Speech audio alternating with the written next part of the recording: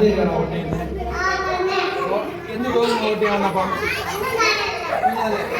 ആർക്കാ നിങ്ങളുടെ സ്ഥാനാർത്ഥി ജയിക്കുമോ? ജയിക്കുമോ? സന്തോഷമുണ്ടോ? ഒന്ന് ആർക്കും വിളിച്ചേ? വിളിച്ചേ. അച്ഛന്മാർ യു പി സ്കൂളിലായി മത്സരിച്ച 3 സ്ഥാനാർത്ഥികളെ കൊണ്ടിരിക്കുന്നത് വിജയപ്രതീക്ഷ ഉണ്ടോ? എങ്ങനെയാണ് വിജയപ്രതീക്ഷ ഉണ്ടോ? എന്തായിരുന്നു ചിഹ്നം? ആന. വിജയപ്രതീക്ഷ ഉണ്ടോ? യെസ്. നിങ്ങളുടെ ഇവിടെ 1ാം ക്ലാസ്സിലെ വോട്ടൊക്കെ കിട്ടുമെന്ന് പ്രതീക്ഷിക്കുന്നുണ്ടോ? പ്രതീക്ഷിക്കുന്നുണ്ട്. എല്ലാവരും നല്ല ശുഭാപ്തി വിശ്വാസത്തിലാണ്. അതുകൊണ്ട് തന്നെ വോട്ടെണ്ണം വിജയിക്കും. വിജയിച്ച വാഗ്ദാനങ്ങളൊക്കെ പാലിക്കുമോ? അല്ല, അച്ചടക്കമൊക്കെ പാലിക്കും. യെസ്.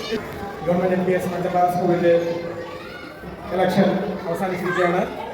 വോട്ടെണ്ണൽ കഴിഞ്ഞു.